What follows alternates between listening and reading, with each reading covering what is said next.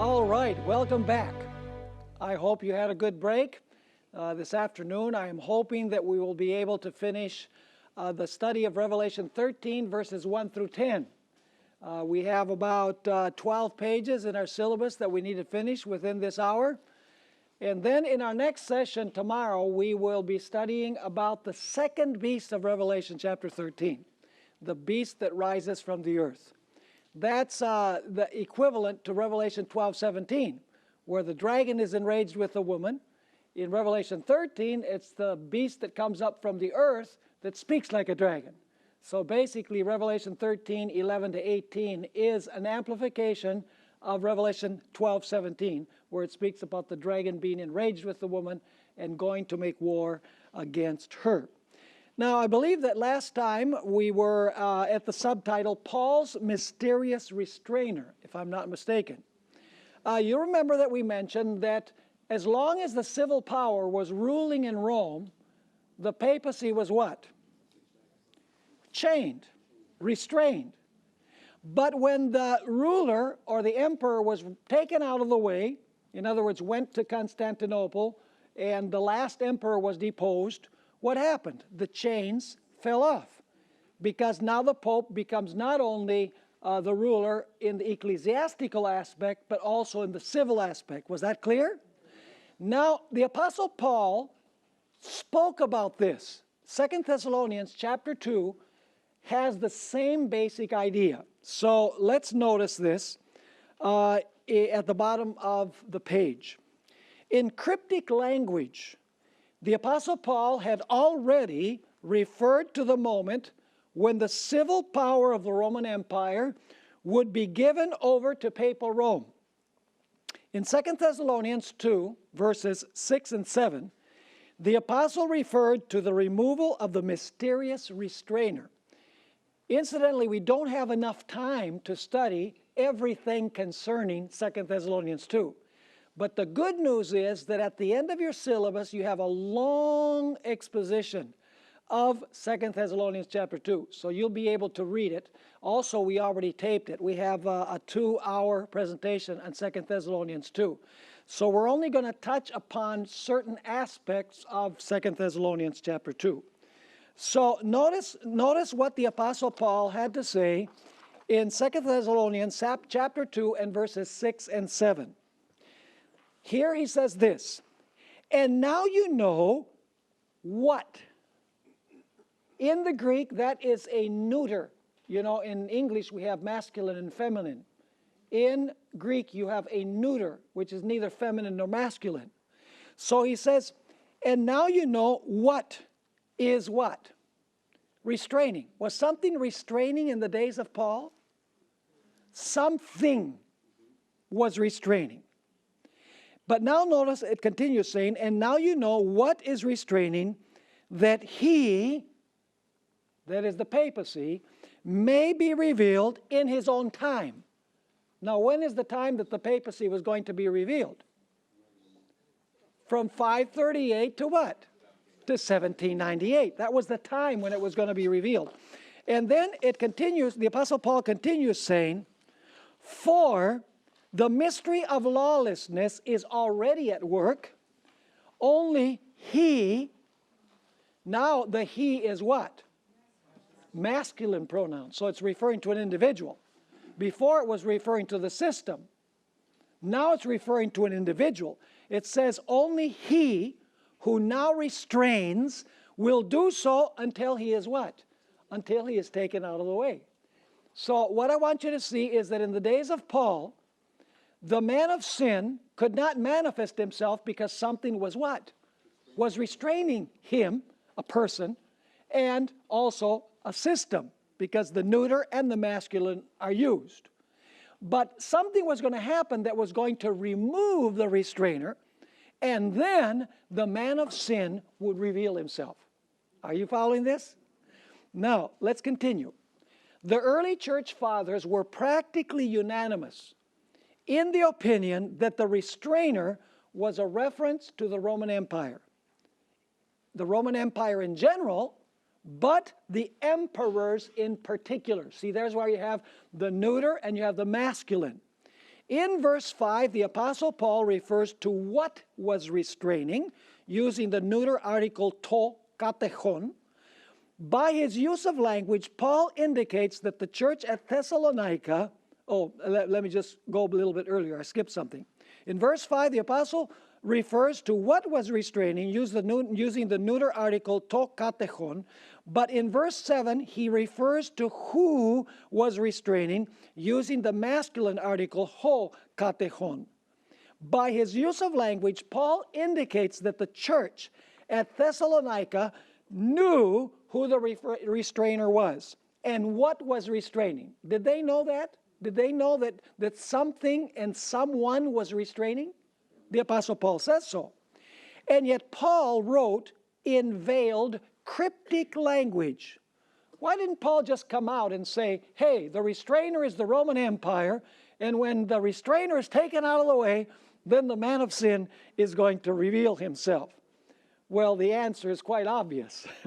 If Paul had said openly that the Roman Empire was going to be taken out of the way, he would be accused of sedition against the Roman Empire. And so Paul had to be cautious. He says, you know who I'm talking about, but he doesn't explicitly say who it is. Now, dispensationalists and some Adventists, including the Andrews University Seminary Bible, which is a very good Bible, by the way, but they got it wrong on their note on 2 Thessalonians 2. But many evangelical scholars, they describe the restrainer as the Holy Spirit. But if this were true, why would the Apostle Paul not just come out and say so?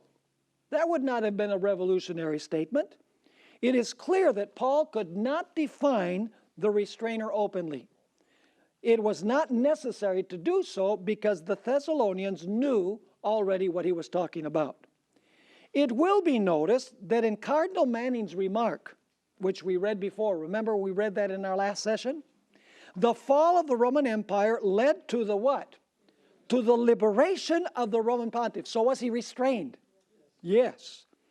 That is to say, before taking over the reins of civil power, the pontiff was restrained, or in what? Chains. Remember chains? Was in captivity, so to speak. Thus, the fall of the Roman Empire and the removal of the emperor, which allowed the papacy to take the reins of civil power, is described by Manning as what?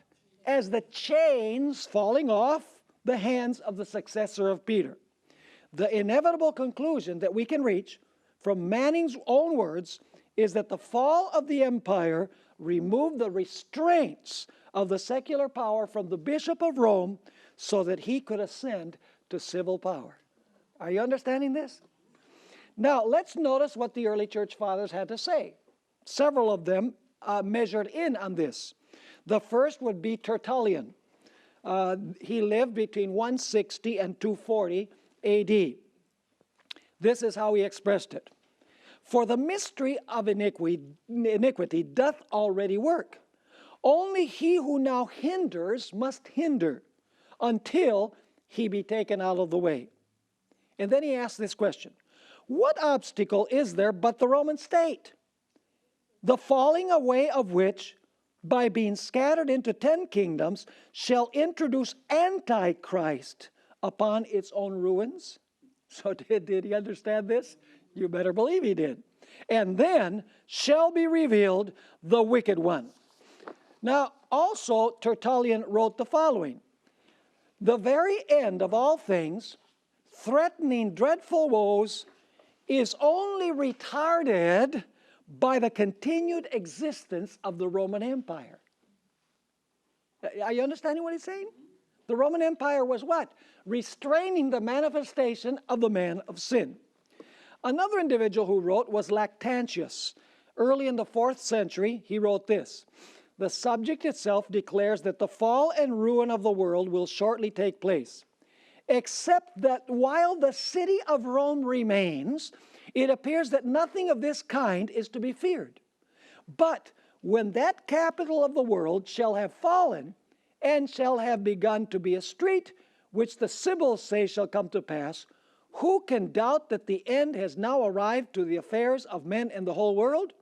It is that city that only which still sustains all things. Did they understand that something very significant would happen when the civil power of Rome was removed? Yeah. Absolutely. Notice what Cyril of Jerusalem had to say. He lived between 318 and 386 AD. But this aforesaid Christ is to come when the times of the Roman Empire shall have been fulfilled, and the end of the world is drawing near. Of course, they felt that the Antichrist would bring immediately the end of the world. They were wrong in that regard, but they were right that when the empire was divided, the Antichrist would come. They just didn't see that there were going to be two stages to the Antichrist. He continues writing, there shall rise up together 10 kings of the Romans, reigning in different parts perhaps, but all about the same time. And after those, an 11th, the Antichrist, who by his magical craft shall seize upon the Roman power. So is this power going to take over the civil reins of government?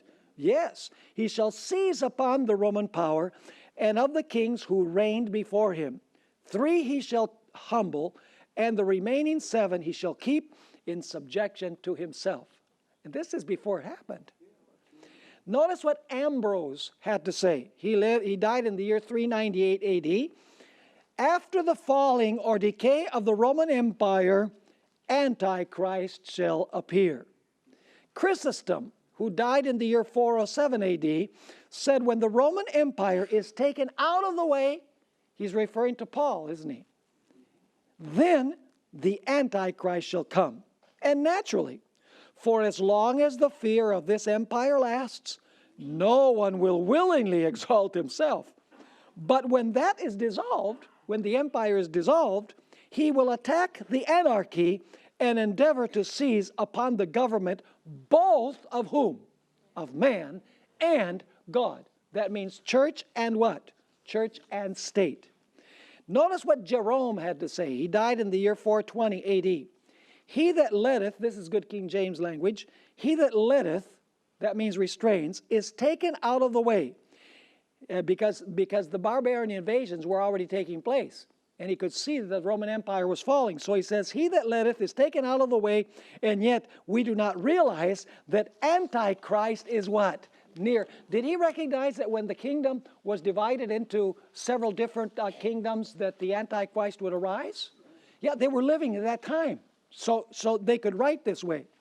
Now, I want you to notice what other Roman Catholic theologians had to say about this. This is James P. Conroy, Roman Catholic, by the way. He's writing in the American Catholic Quarterly Review, and that's very interesting what he says. Long ages ago, when Rome, through the neglect of the Western emperors, was left to the mercy of the barbarous hordes, the Romans turned to one figure for aid and protection and asked him to rule them. And thus, in this simple manner, the best title of all to kingly right commenced the temporal sovereignty of the popes. And meekly stepping to the throne of Caesar, the vicar of Christ took up the scepter to which the emperors and kings of Europe were to bow in reverence through so many ages. What an amazing statement by a Roman Catholic. He doesn't realize that he's commenting on 2 Thessalonians 2. But we know that he is. Now here's another one. Roman Catholic, also Karl Conrad Eckhart, in his book, The Papacy and World Affairs, speaks of 3 stages. Remember he said that the papacy has 4 stages? Well, he mentions not the papacy, but the 4th beast. He mentions 3 of those, but he doesn't realize that he's commenting on Daniel chapter 7 and Revelation chapter 12. This is how he states it. Under the Roman Empire, that would be stage number 1, right? The popes had no temporal powers. Why didn't the popes have temporal powers under the Roman Empire? Because there was an emperor. But when the Roman Empire had disintegrated, what stage is that? That's stage number 2, isn't it? That's when Rome is divided. It says, but when the Roman Empire had disintegrated and its place had been taken by a number of rude, barbarous kingdoms, those are the 10 horns. Now comes number 3, the Roman Catholic Church not only became independent of the states in religious affairs, but dominated secular affairs as well. Stage number 3. The historians corroborate what we find in Scripture. R.W. Southern has something very interesting to say. He says, during the whole medieval period, there was in Rome a single spiritual and temporal authority, exercising powers which in the end exceeded those that had ever lain within the grasp of the Roman emperor. In other words, the little horn was greater, wasn't it? It says in Daniel chapter 7, and this historian is saying that.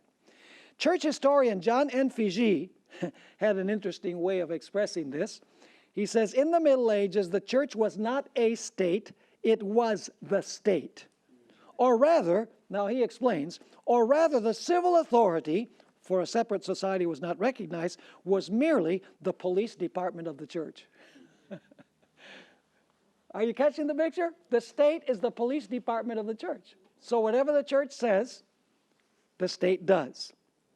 Here's another one. By the way, this is Pope Boniface the Eighth, who in the year 1302 proclaimed a bull. A bull is a papal letter. The word bull doesn't mean the same as it does in English. But anyway, it's a personal letter that the Pope is writing here. And notice what he wrote about the power of the papacy. He said, we are informed by the texts of the Gospels that in this church, this Roman Catholic Church, and in its power are two swords. Now, he starts on the wrong track. Namely, the spiritual and the temporal. Is the Pope saying that the Pope has both swords and both the right to rule in the church and in the state? Yes. Now, both, therefore, are in the power of the church. That is to say, the spiritual and the material sword. But the former, that is the spiritual, is to be administered for the church, but the latter, the temporal, by the church. The former is in the hands of the priest, that is the spiritual sword. The latter by the hands of kings and soldiers, but at the will and sufferance of the priest. It's interesting how historians, they don't catch the connection with Bible prophecy, but when we read it in the light of Bible prophecy, it makes perfect sense. Now, notice what Ellen White said about the restrainer. Ellen White understood that the restrainer was the civil power. Notice this first statement where she talks about the early Christian church during the period when the Roman Empire was still ruling. She says the spirit of compromise and conformity of the early Christian church was what? That's the key word, was restrained. What was restrained? Who restrained? Was restrained for a time by the fierce persecutions which the church endured under paganism. When Ellen White speaks about paganism, she's talking about the Roman Empire, the pagan Roman Empire. So what was it that was restraining the manifestation of the Antichrist?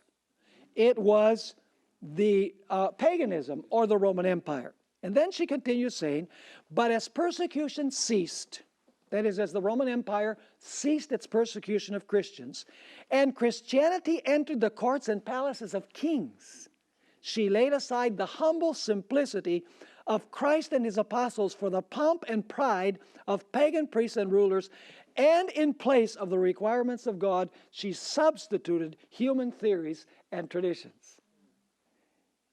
And then I want you to notice this very interesting statement that she makes about the future. This statement that I'm going to read is Great Controversy, page 564. And notice the key words once again.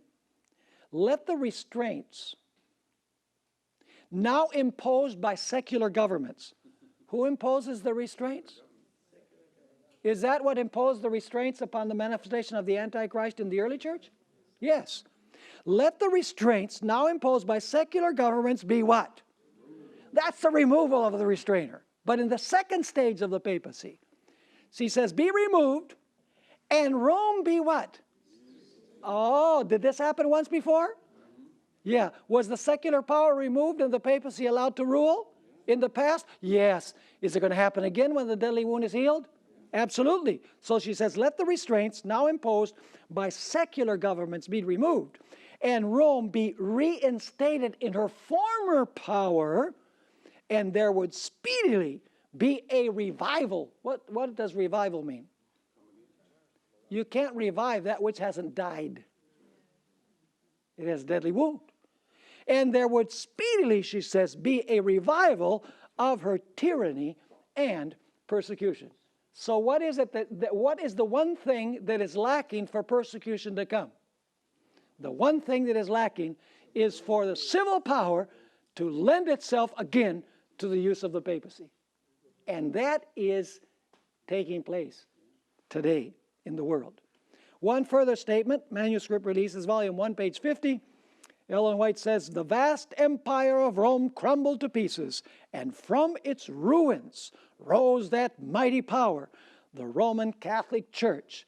This church boasts of her infallibility and her hereditary religion. So are you understanding this restrainer part? See, does it have to do with church and state? See, we started with the idea of the feet of the image of Daniel 2. Because that is foundational to all, it's foundational to 2 Thessalonians 2. It's foundational to Revelation 13. It's foundational to every prophecy about the papacy. We'll see also in Daniel 11, it says, arms shall stand in its behalf. In other words, arms is the strength of the secular power will come and help the papacy, help the king of the north. It's in every single one of the prophecies, this idea of the union of church and state. Praise God, we still live in a country where church and state are separate. And let me say this, the civil powers of the world need to have it very clear in their minds, they should not dabble with the papacy.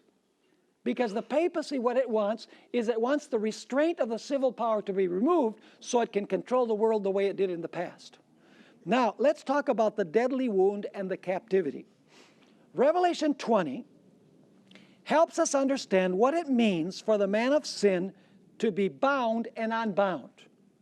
See, the book of Revelation explains what the binding and unbinding of the Antichrist is, or the man of sin is, or restrained and unrestrained. When Satan was able to influence the kings of the earth to accomplish his purposes before the millennium, he was what? He was free and unbound, right? But what happens at the beginning of the millennium? A powerful angel descends from heaven, and what does he have in his hand? He has a chain in his hand, and what is he going to do? He's going to throw Satan into what? Into prison, into captivity. Now, what does that mean? It's very simple. What's going to happen with all of the kings that the devil used before the second coming of Christ? They're all going to die. So is the devil going to have any support on the part of the kings of the earth? No. So what's happening with him? He is what? He's bound. As long as he's able to use the kings, he's loose. When the help of the kings is removed because they're dead, he's bound. Are you with me? Now, thus we are to understand the captivity of the beast of Revelation 13, verse 10. When the beast could use the sword of the kings to accomplish its purposes, it was free. But when the kings removed the sword, it was what? In captivity. Thus, the captivity mentioned in Revelation 13, verse 10, does not refer merely to Pope Pius VI. Does it? No. It is the beast that goes into captivity, the whole system. Why? Because the kings of the earth, what? Remove their support, and they don't support the system anymore. So now the system is captive again, which is the same thing as saying that the system has a deadly wound and cannot function as long as it doesn't have the support of what? Of the state. Now, bottom of the page, Revelation 13, verse 10 states explicitly that the very sword that the papacy used to kill God's people would be used by the state to give the papacy its deadly wound. This means that in 1798, the secular power would use its sword to give the papacy a deadly wound and to throw it into captivity. Has the papacy been captive the last 200 plus years? Why? Because all sorts of democratic governments have appeared on the scene. They proclaim their emancipation from this system, but they have forgotten history. And it's very dangerous to forget history, because if you do, you are in danger of repeating it. A careful study of Revelation 13, verse 10, reveals that the deadly wound does not refer primarily to the confiscation of the territories of the Roman Catholic Church. Neither is it the elimination of the Roman Catholic Church as a church, because that never happened. Let me ask you, in 1798, were the Roman Catholic churches still open after that? Sure. Did people still take their kids to get baptized? Sure. Did people still go to the confessional to confess their sins? Did people still partake of the host in the communion service? Yeah. Is the deadly wound into the Catholic Church is going to cease to exist? No. What does it mean? Well, let's notice. The deadly wound was given to the papacy when the sword of the state that the papacy had used to persecute God's people turned against it. The deadly wound then was the removal of the sword of the state from the hand of the papacy. This led the papacy into what? Into captivity, because it could no longer use the power of the state to enforce its practices and dogmas. It was forced into inactivity by the very power that had brought it into activity. The year 1798 marked the climax of the French Revolution that began in 1789. The revolution was an uprising against kingly power and priestly intolerance. On February 12, 1798, General Berthier entered Vatican City, actually to the Sistine Chapel, where the Pope was celebrating the anniversary of his coronation, and he deposed him from his throne, removed his triple crown, informed him that his power was at an end, and took him prisoner to France, where he died in exile in 1799. The Emperor, Napoleon Bonaparte, had already given orders that a new pope could not be elected. But in a little while, he would change his mind. We're going to notice the reason why. Now, let's read how historians describe the deadly wound. See, people misunderstand what the word papacy means. The word papacy does not mean the Roman Catholic Church as a church. The word papacy means the system that unites church and state.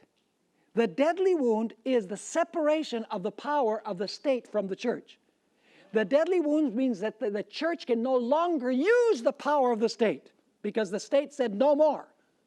Now, let's notice how historians describe the deadly wound. This is one statement by George Trevor, speaking about what happened in the French Revolution. The papacy was extinct. Was the Roman Catholic Church extinct? No, the papacy was extinct. Not a vestige of its existence remained. The church still remained, but he understands papacy as the union of church and state. He continues saying, and this is very unusual. What would have happened during the Middle Ages if some nation had arisen against the papacy? All of the other nations would gang up on that nation to defend the papacy. But now notice what happens. And among all the Roman Catholic powers, not a finger was stirred in its defense, because it no longer had the support of the state, by the way. The Eternal City had no longer prince or pontiff. Its bishop was a dying captive in foreign lands, and the decree was already announced that no successor would be allowed in its place. Here's another description. Joseph Rickaby, in his book Lectures on the History of Religion, stated, "No wonder that half of Europe thought Napoleon's veto means that he said there's not going to be any more popes elected. No wonder that half of Europe thought Napoleon's veto would be obeyed, and that with the Pope, the papacy was dead." Interesting. Does that have any relationship with the deadly wound? The papacy was dead, according to half of Europe. Here's another one, T.H. Gill, The Papal Drama, Book 10. Multitudes imagined that the papacy was at the point of death. These are secular historians. And asked, would Pius VI be the last pontiff, and if the close of the 18th century would be signalized by the fall of the papal dynasty. And one more quotation. This is quoted in the book Symposium on Revelation. The papacy had suffered its deepest humiliation and appeared to be what? Annihilated. The papacy, not the Roman Catholic Church. The revolution also dealt it the wound, this is a secular historian, had dealt it the wound which it seemed did not want to heal until far into the 20th century. Interesting quotations from the historian. So are you understanding what the deadly wound of the papacy is? It's the papacy and Roman Catholic Church are two different things. Let me say tell you something. The church aspect deceives the multitudes of the world. But the state aspect controls the great thinkers of the world. In other words, the church aspect of Roman Catholicism is what is meant to deceive the masses. But the state part is where the power of the papacy resides. Now let's go to the section, the eldest daughter. One can't help but sense the irony of what took place in 1798. France is known as the eldest daughter of the papacy. Some people say the eldest son of the papacy. We might say the eldest child of the papacy to please both groups.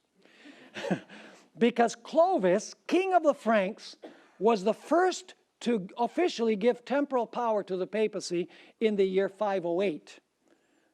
Strikingly, the very nation that had first given the papacy the sword now turned against her mother, giving her the deadly wound. In the chapter on the French Revolution, Ellen White quoted the church historian Wiley concerning the meaning of the sword. See, Ellen White understood what the sword is. It's not the Bible. Notice, thus Rome succeeded in arraying France against the Reformation. It was to uphold the throne, preserve the nobles, and maintain the laws that what? That the sword of persecution was first unsheathed in France. So who has the sword? The civil powers of France. And France was the first persecutor. And it's also the power that took away the power from the papacy. Luther understood the meaning of the sword. When he was about to depart for the Wartburg, back from the Wartburg back to Wittenberg, he spoke the following words to the Elector of Saxony. No secular sword can advance this cause. God must do all, without the aid or cooperation of man. He who has most faith is the most availing defense. So did Luther understand that there's another meaning to the sword? Secular sword, he calls it. And interestingly enough, Ellen White also understood that the sword refers to the secular power. In speaking of Saul of Tarsus, she said, then he was entrusted with the sword of secular power.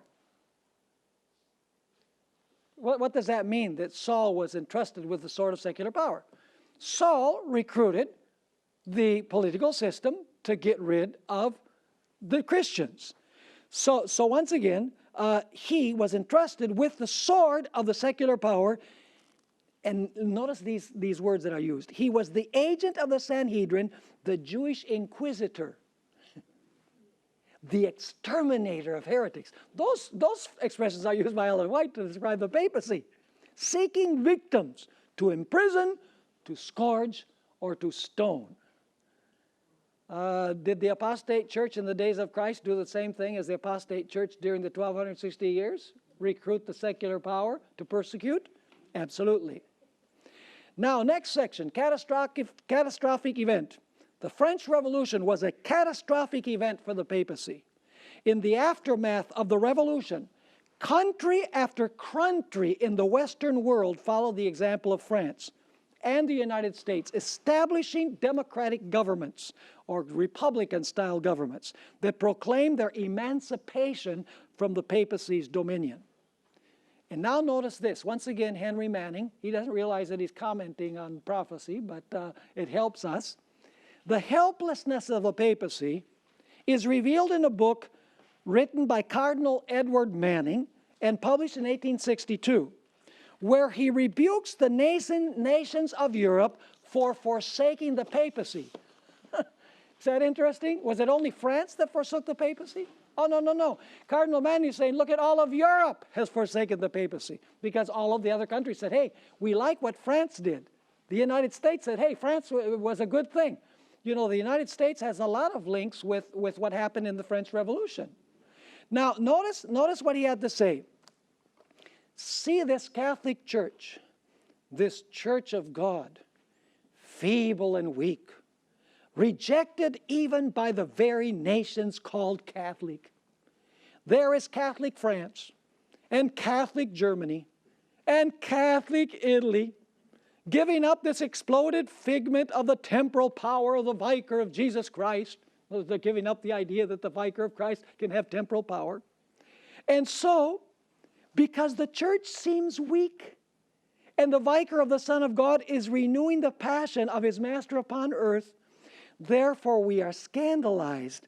Therefore we turn our faces from him. What were the nations of Europe doing? They were turning their faces from the papacy. You see, it was not only France. France began the process, a process that led all of the nations of Europe to proclaim their emancipation from the power of the papacy, and also the United States of America. Ranko Stefanovic, who wrote a massive commentary in the book of Revelation, had this to say about the French Revolution. The events of the French Revolution, including the demise of the papacy under Napoleon, that impacted politics and religious liberty, are probably the most apparent manifestation of the mortal wound. But for all practical purposes, it was this long process of political, social, and religious transformation that caused the mortal wound and brought the sea beast to the is not period. You know, this is related to Revelation 17. It speaks about a beast that was, is not, and will be. Is that related to what we're studying in Revelation 13? You can't disconnect Revelation 17 from Revelation 13. Was, 1,260 years, is not, because it has a deadly wound, and will come up from the abyss, which is the grave, because it's going to resurrect to power again.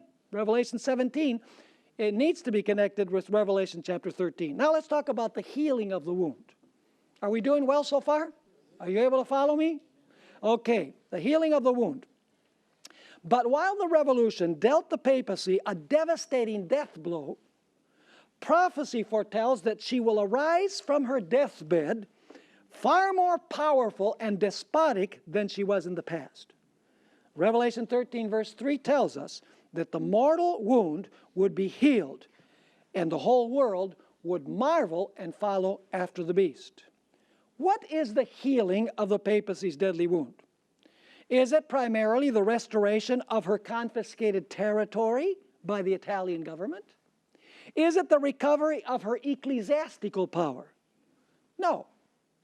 Only by knowing what is meant by the deadly wound can we understand what its healing is. Let me ask you this. If the deadly wound means that the sword is taken away from the papacy and is used to give the papacy a deadly wound, and she's sent into captivity because the secular power now says, we are going to rule, we're not going to allow you to rule through us, what would be the healing of the deadly wound? It would have to mean that the papacy once again would recover the sword, and the secular power would support her, and she would be free again. That's the healing of the wound. Has that taken place yet? No, but it's well on its way. We must understand that papacy is a code word for a religious political system that employs the power of the state to compel people to obey its dictates. Expressed another way, the papacy is not merely a church, but an amalgamation of church and state. It is a political power that presents before the world a religious face. With its religious face, it deceives the multitudes, and with its political seat, it enters the great political centers of the world. If the deadly wound means that in 1798 the state turned against the papacy and took away the sword, then the healing of the wound must mean that the state will once more support her and give her the sword back and release her from captivity. Now let's answer the question, was the deadly wound healed in 1801? Well, you say 1801, what's that all about? Well, let's notice. It is a little known fact in Adventist circles that a new pope was elected just 3.5 years after the deadly wound was given. Not only was a new pope elected, but he was also allowed to retain possession of his Italian principality. In other words, he still had his see. Says historian Arthur Robert Pennington, Napoleon felt that as the large majority of the inhabitants of France knew no other form of faith than Romanism, it must become the established religion of the country. One of the big mistakes that Napoleon made, by the way. Accordingly, we find that he now began negotiations with the Pope, which issued in a concordat in July of 1801, whereby the Roman Catholic religion was once more established in France. He also left Pius in possession of his Italian principality. He still had the power of the state, didn't he? The Pope. So you say, well, if that happened in 1801, why don't we believe that the healing of the deadly wound took place in 1801? There are 4 reasons. Number 1, prophecy tells us that the wound will be healed by the United States, not France. Point number 2, no nation in Europe wanted anything to do with the papacy. So you can't say that its wound was healed in 1801 when all the nations are declaring their independence from the papacy. Point number 3, an image of the beast was not made after this. And the mark of the beast was not enforced on pain of death. And the Bible tells us that when the wound is healed, that is what is going to happen. And finally, number 4, the power of the papacy was severely restricted by the French government. The state elected the bishops and paid the clergy, and the clergy were required to swear an oath of allegiance to the state. So the tables were somewhat turned on the papacy. So was the wound healed in 1801? Absolutely not.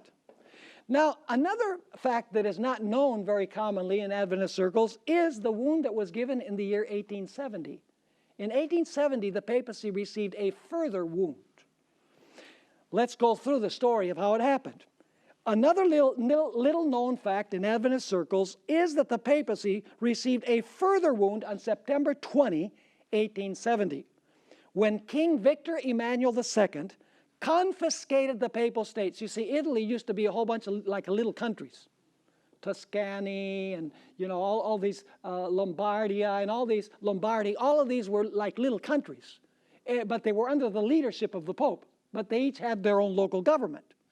And so Victor Emmanuel II confiscated the papal states and united Italy into one country. As a result, the papacy lost most of its territory, except for a handful of buildings in Vatican City. In protest, Pope Pius IX and his successors declared themselves prisoners of the Vatican. And as a result, no pope left Vatican City for the next 59 years. During his pontificate of 46 years, Pope Pius IX further alienated and angered governments of Western Europe and the United States by proclaiming the dogma of the Immaculate Conception, by publishing his syllabus of errors where he railed against a Republican style of government, religious liberty, and the idea that the Roman Catholic Church is not the true church. I mean, this was a document that was despised even by the countries in Europe. And he railed against democratic governments and civil and religious liberty. And by calling Vatican Council I, where it was proclaimed that the Pope, when he speaks on faith and morals, is infallible. That went over like a lead balloon with the countries in Europe and with the United States. Now, another question that comes up is whether the deadly wound was healed in 1929. Adventist writers and evangelists have made much of the year 1929, when the government of Italy signed a concordat with the Vatican, thus healing the wound that had been inflicted by the Italian government in 1870. But was the deadly wound of 1798 healed in 1929. There are several convincing reasons why we cannot say that the wound was healed in 1929. And now I'm going to give you those reasons. Number one, the wound that was healed in 1929 was not the one that was given in 1798. It was the one that was given in 1870. The Concordat had to do with 1870. It did not have to do with 1798. I'm going to show you that in a few moments. Secondly, the prophecy of Revelation 13, 11 to 18 tells us that it is the United States that will heal the wound, the beast that rises from the earth, and not Italy. Even more significantly, after 1929, the world did not marvel after the beast. Neither was the image of the beast raised up, nor the mark of the beast imposed. Are you following me? And so the wound, I might be willing to say that the wound began the process of healing, but the wound was not healed at that time. So where does the idea come from in the Adventist church among evangelists that the wound was healed in 1929? It comes from a publication from the San Francisco Chronicle. And there was an article explaining what happened on the date when this concordat was signed. The front page of the newspaper had this title in big lettering: Vatican again at peace with Italy after long quarrel.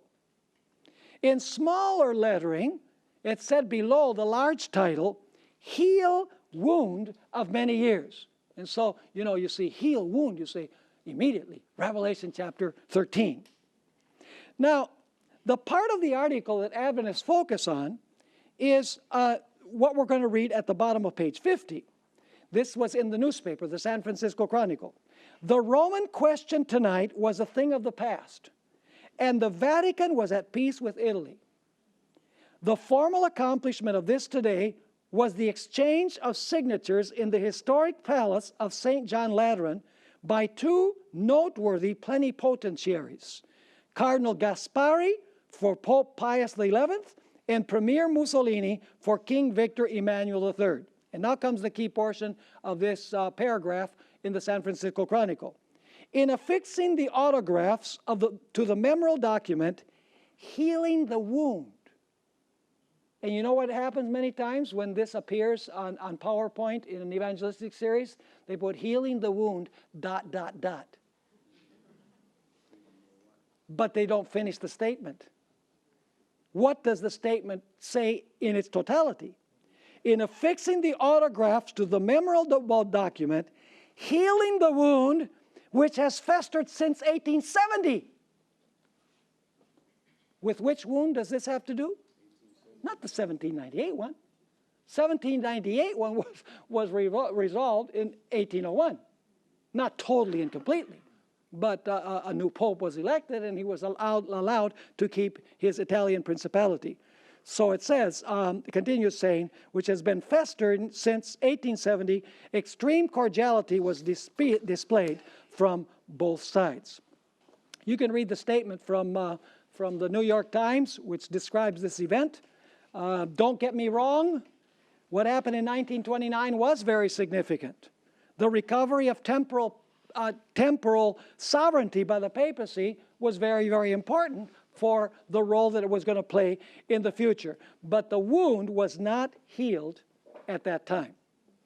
Now we need to ask the question, why hasn't the mortal wound healed yet? Once again, we'll take a Roman Catholic writer who's going to help us along. Malachi Martin. Listen to this penetrating statement. He doesn't have the foggiest idea that he's commenting on Revelation 13. But when we read Revelation 13 and what he wrote, we know that he's commenting precisely on that. Notice in 1986, this is about 200 years after the French Revolution, he says, for 1,500 years and more, Rome, he's talking about papal Rome, Rome had kept as strong a hand as possible in each local community around the wide world. So for 1,500 years and more, papal Rome had kept as strong a hand as possible in each local community around the wide world. And then he says this, by and large, and admitting some exceptions, that has been the Roman view. What has been the Roman view? The Roman view has been what? Keeping as strong a hand as possible in each local community around the wide world. But now notice what he continues saying. That was the Roman view until 200 years of inactivity. Would that be the same as being in prison? The deadly wound? Inactive. Until 200 years of inactivity. Who imposed the inactivity? Had been imposed upon the papacy by the major secular powers of the world.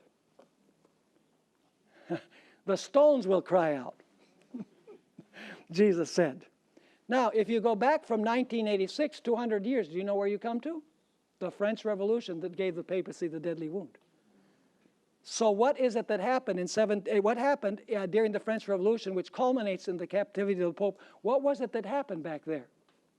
The major secular powers of the world imposed restrictions upon the papacy. Now, Ellen White concurred, and I read this one before. Ellen White explains, let the restraints now imposed by secular governments be removed, and Rome be reinstated in her former power, and there would speedily be a revival of her tyranny and persecution. So the reason why the deadly wound has not been healed is because the secular governments of the world have not allowed the papacy to ride on them again.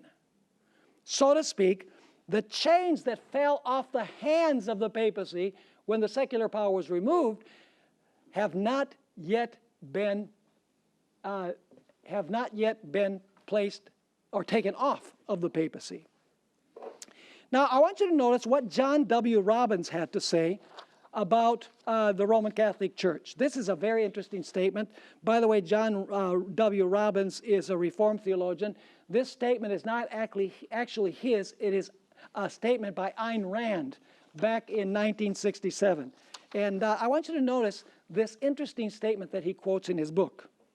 The Catholic Church has never given up the hope to reestablish. What does that indicate? Reestablish. You can't reestablish something that wasn't established before. The Catholic Church has never given up the hope to reestablish the medieval union of church and state with a global state and a global theocracy as its ultimate goal. Is that what Francis I is talking about? You better believe it. The Roman church state is a hybrid, a monster of ecclesiastical and political power. Its political thought is totalitarian. And whenever it has had the opportunity to apply its principles, the result has been bloody repression. If during the last 30 years, remember she's writing in 1967, saying this in 1967, it's being quoted by Robbins later on, if during the last 30 years it has softened its assertion of full, supreme, and irresponsible power and has murdered fewer people than before, such changes in behavior are not due to a change in its ideas, but a change in its circumstances. What are the circumstances? It has what? A deadly wound. It is in prison. And then he makes this ominous statement. The Roman church state in the 20th century, however, is an institution recovering from a mortal wound. I don't think he's not thinking of Revelation 13, because he doesn't believe the papacy is the beast of Revelation 13, but he's using the language. So he says, the Roman church state in the 20th century, however, is an institution recovering from a mortal wound if and when it regains. In order to regain it, it must have what? Lost it. If it regains its power and authority, it will impose a regime more sinister than any the planet has yet seen. Reformed scholar, not an Adventist. He's got it straight. Many of our own people are saying, don't be hard on the papacy, you know. The papacy of today is not the papacy of the past. You better believe it isn't. It's worse. Now notice what Dave Hunt had to say. Why do world leaders want to get into bed with the Vatican? That gives the idea of fornication, doesn't it? The heads of state in today's world all recognize that the Pope wields a power that in many ways is even greater than their own. All you have to do is go to the United Nations and observe what the 193 representatives of nations did when the Pope gave his speech there on the agenda for the year 2030. Amazing. He continues saying, it is not only Catholicism's 900 million subjects and enormous wealth that caused the world's most powerful governments to cultivate friendly relations with the Roman Catholic Church. It is because Vatican City's citizens are found in great numbers in nearly every country. They constitute an international network that reaches into the inside circles of the world's power centers. Now, Malachi Martin wrote an interesting book, The Keys of This Blood. And basically, in that book, he describes the competition for world dominion between Western capitalism, communism, and the Roman Catholic papacy. It was a book that was published a long time ago, but Malachi Martin could see where things were trending. Notice what he wrote in this book on page 18. There was one great similarity shared by all three of these globalist competitors. The Pope, at that time it was Mikhail Gorbachev, and Western capitalism represented by the President of the United States.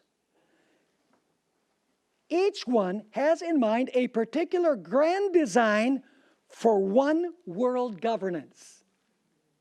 Their geopolitical competition is about which of the three will form, dominate, and run the world system that will replace the decaying nation system.